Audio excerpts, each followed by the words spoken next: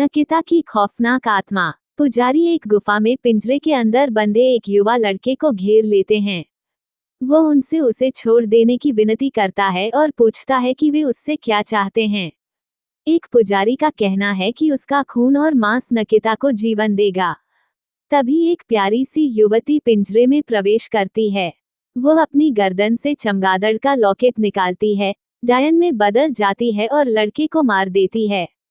ठाकुर महेंद्र प्रताप सिंह को पता चलता है कि एक चुड़ैल नकिता बगल के जंगल में तबाही मचा रही है।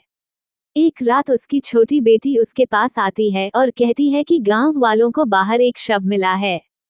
वह जाता है और देखता है कि एक अज्ञात लड़के की लाश है। गांव वाले उसे घेरे हुए हैं। पूछने पर कहते हैं कि जंगल की सुनसान गलियों में घूम रही एक महिला ने ऐसा किया है। वे उसे डायन कहते हैं। उनके छोटे भाई समीर का कहना है कि डायन राक्षस महज अंधविश्वास हैं।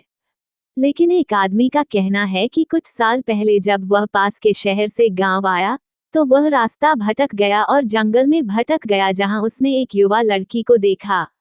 बाद में वह चमगादड़ में बदल गई और उस पर हमला कर दिया।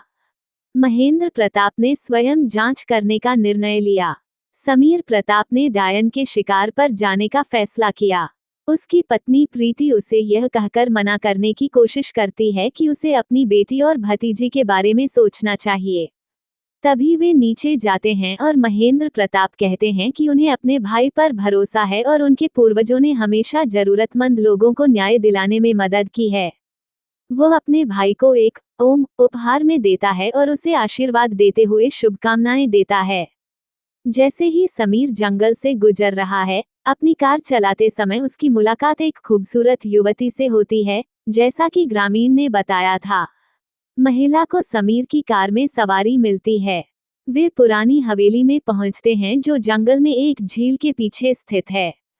समीर उसे बहकाकर बाथटब में ले जाता है। उसका ध्यान भटकाते हुए वह उसके गले से बैट का लॉकेट छीन लेता है। महिला भयानक चुड़ैल नकिता में बदल जाती है जो वह वास्तव में है। समीर उसके सामने एक पवित्र ओम रखकर उसे कमजोर और असहाय बना देता है।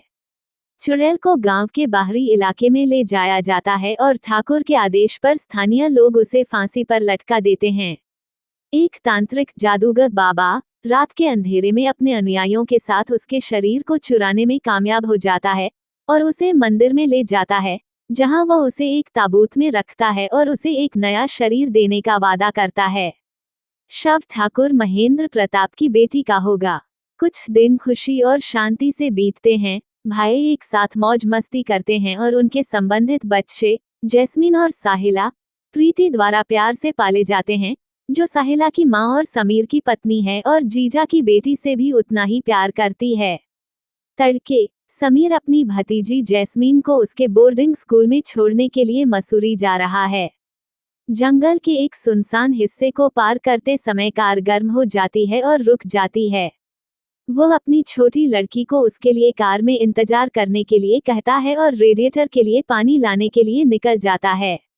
हालांकि बाबा अचानक एक झाड़ी के पीछे से निकलता है, लड़की को सम्मोहित करता है और उसके फ्रॉक का एक टुकड़ा और उसके बालों की कुछ लंठे काटकर उससे एक गुड़िया बनाता है। फिर वह इस गुड़िया को पकड़े हुए कांच की बोतल को चुड़ैल के ताबूत में रख देता है। सम्मोहित जैस्मीन कार से बाहर निकलती है और मंदिर की ओर चल देती है। इस बीच समीर पानी का टिन लेकर लौटता है और बच्चे को कार में न पाकर चौंक जाता है। वो उसकी राह पर चलता है और खुद को निषिद्ध जंगली रास्ते के अंदर गहराई में जाते हुए देखकर आश्चर्यचकित हो जाता है। लड़की राक्षस की मांद के अंदर चली जाती है और चुड़ैल की कब्र के सामने खड़ी हो जाती है। चुड़ैल आगे बढ़ती है और बच्चे को अपने साथ अंदर खींच लेती है। चाचा लड़की को बचाने की कोशिश करता है, लेकिन तब तक बहुत देर हो चुकी होती है, क्योंकि चुड़ैल की बुरी आत्मा पहले ही लड़की के शरीर में प्रवेश कर चुकी होती है। जल्द ही चाचा को बाबा के लोगों ने पकड़ लिया और मार डाला। फिर बाबा जैस्मीन को उसके पिता ठाकुर की हवेली में वापस ले आते हैं। तांत्रिक ने महेंद्र के परिवार को जंगल में भयंकर तूफान के कारण उसके भाई की मौत के बारे में सूचित किया और बताया कि समीर का शव नदी में बह गया और उसे बरामद नहीं किया जा सका। बच्चे को वापस उसके कमरे में ले जाकर सुलाने के बाद बड़े ठाकुर साहब 2-3 नौकरों को बच्चे की देखभाल के लिए छोड़ देते हैं और बाबा से मिलने के लिए नीचे चले जाते हैं। बाबा ठाकुर से जाने की अनुमति मांगते हैं, लेकिन ठाकुर अनुरोध करते हैं कि वो उनकी बेटी की देखभाल करने वाले के रूप में वहीं रहें, क्योंकि उन्होंने उनके बच्चे की जान बचाई है। हालांकि प्रीति को धीरे धीरे जैस्मीन के व्यवहार में अंतर नजर आता है। प्रीति अपने जीजा से उसकी बेटी में होने वाले अजीब बदलावों के बारे में बात करती है और उसे जैस्मीन का इलाज कराने के लिए किसी ओझा गुनी को बुलाने के लिए मनाने की कोशिश करती है। हालांकि डायन, जिसके पास बच्चा है, ये सुन लेती है और उस रात जैस्मीन के बेडरूम में प्रीति को मार देती है। इस घटना से भयभीत ठाकुर ने अपनी छोटी भतीजी साहिला, जो हाल ही में अनाथ हो गई है, को उसकी दादी के पास रहने के लिए मुंबई भेजने का फैसला किया ताकि वह सुरक्षित रह सके और अशुभ परिस्थितियों से बच सके। 12 साल बाद ठाकुर को अपनी सहिला से एक पत्र मिलता है। उन्हें खुशी है कि वह इंटरमीडिएट परीक्षा में प्रथम स्थान पर रहीं। समय बीतने के दौरान जैस्मिन बड़ी होकर एक खूबसूरत युवा लड़की बन गई, जो अपना ज्यादातर समय अकेले अपने शयन कक्ष में बंद होकर या कभी कभी जंगल में भटकते हुए बिताती है। वह मूडी हो जाती है और अपनी ही दुनिया में खोई रहती है, जिससे उसके पिता चिंतित रहते हैं। ठाकुर साहब ने बाबा को सूचित किया कि उनकी भतीजी ने परीक्षा में टॉप किया है और वो उसे अपनी हवेली में गर्मी की छुट्टियां बिताने के लिए बुलाने की योजना बना रहे हैं। बाबा अपने एक नौकर जिम्बारू को साहिला का अपहरण करने का निर्देश देता है ताकि वह अपने पैतृक घर तक न पहुंच सके।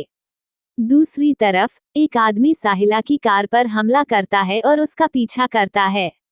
उसका दूसरा चचेरा भाई सतीश मदद के लिए चिल्लाता है। संकट में फंसी लड़की को बचाने के लिए हेमंत आगे आता है। वह राक्षस को पैकिंग के लिए भेजने और साहिला को बचाने का प्रबंधन करता है। गांव में वापस जैस्मीन की मुलाकात शहर के पेट्रोल स्टेशन पर एक नए युवक से होती है, जो एक पेशेवर मैकेनिक है और विशेषज्ञ रूप से उसकी कार की मरम्मत करता है।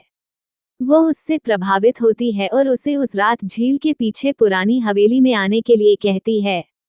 जब वह आदमी वहां पहुंचता है तो वह उसका स्वागत करती है और वे दोनों साथ में शराब पीते हैं और खाना खाते हैं। नशे में वह जैस्मिन के साथ जबरदस्ती करता है।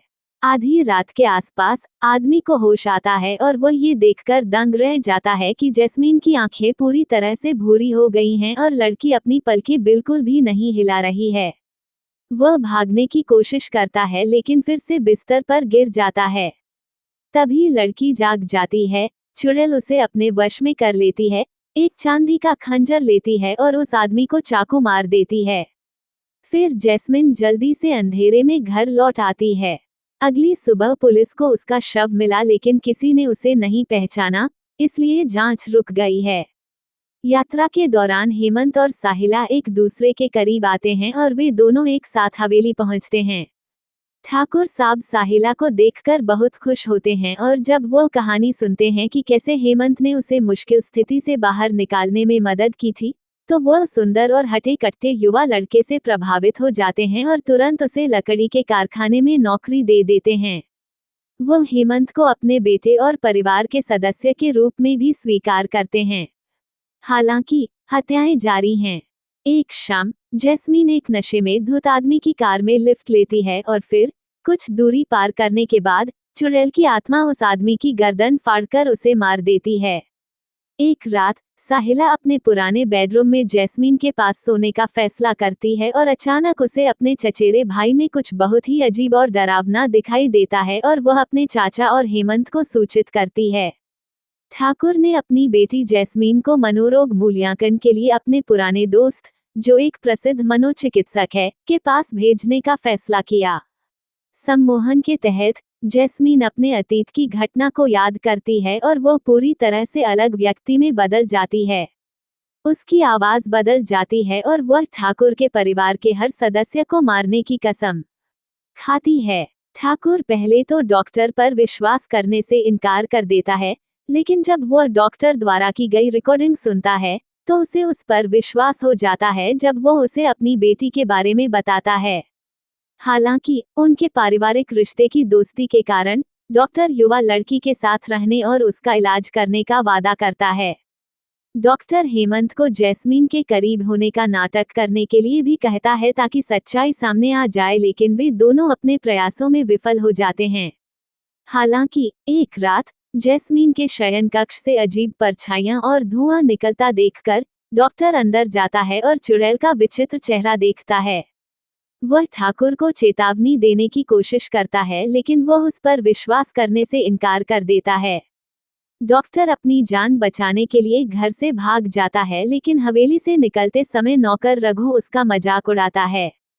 आवेश में डॉक्टर रघु को दूर कर देता है और हवेली से चला जाता है। जब जैस्मीन बालकनी में खड़ी अपने चेहरे पर एक अजीब विजयी मुस्कान के साथ उसे देखती है। जब डॉक्टर गांव की पुरानी गलियों में तेज गति से अपनी कार चला रहा होता है, तो वह भ्रम में गलत मोड़ ले लेता है, एक पेड़ से टकरा जाता है और सुनसान जंगल के ठीक बीच में रुक जाता है।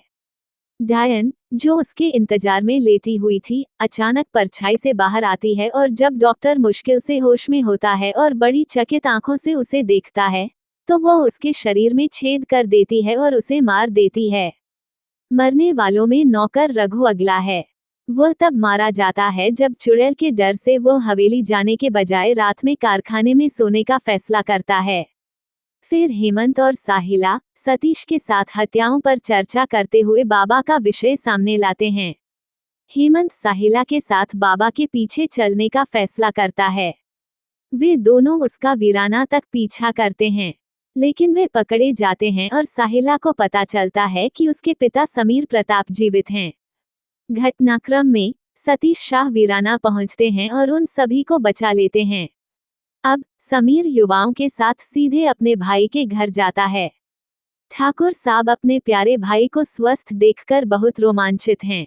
फिर साहिला और हेमंत बाबा की साजिशों की कहानी सुनाते हैं और समीर अपने भाई को उस योजना के बारे में बताता है जिसने बाबा को चुड़ैल की बुरी आत्मा को जैस्मीन पर कब्जा करने में मदद की। इस बीच बाबा ने अमावस्या के दिन चमेली को मारने की योजना बनाई ताकि चुड़ैल का पुनर्जन्म हो सके और अमरता प्राप्त हो सके। वो उसे हवेली से शैतान की मांद में ले जाता है और अनुष्ठान के लिए तैयार करता है, लेकिन परिवार घटनास्थल पर पहुंचने में कामयाब हो जाता है। जैस्मीन को उसकी वुडू गुड़िया वाली बोतल को नष्ट करके डायन को उसके शरीर से निकलवाकर बचाया जाता है, लेकिन सरासर दुर्भाग्य से बड़े ठाकुर साहब अपनी बेटी को खुशी और लंबे समय तक जीवित रहने के लिए अपनी जान गंवा देते हैं। परिवार थोड़े समय के लिए शोक मनाता है और चूंकि अब चुड़ैल को उसकी आत्मा उसके गंदे शरीर में वापस मिल गई है, वे पवित्र ओम की मदद से चुड़ैल को ताबूत के अंदर बंद करने में सफल हो जाते हैं और बाबा भी मारे जाते हैं। फिर ठाकुर परिवार और सभी ग्रामीण उस ताबूत को भगवान शिव के मंदिर में ले जाते हैं। ताबूत को मंदिर के अंदर ले जाया जाता है और छोटे ठाकुर हेमंत की मदद से इसे खोलते हैं। दोनों लड़कियों को मंदिर से बाहर भेज दिया जाता है। चुड़ैल ताबूत से बाहर आती है और भयभीत होकर खुद को पवित्र भगवान के सामने पाती है। वह दर्द से कराहती है, भागने की कोशिश करती है, लेकिन अपनी सारी शक्ति खो देती है और जमीन पर गिर जाती है। कुछ ही सेकंड में वह जलकर नष्ट हो जाती है। बचे हुए ठाकुर और हेमंत अपना जीवन नए सिरे से शुरू करते हैं। यदि ये कहानी आपको पसंद आई हो तो अपने दोस्तों और अन्य लोगों के साथ शेयर जरूर करिएगा।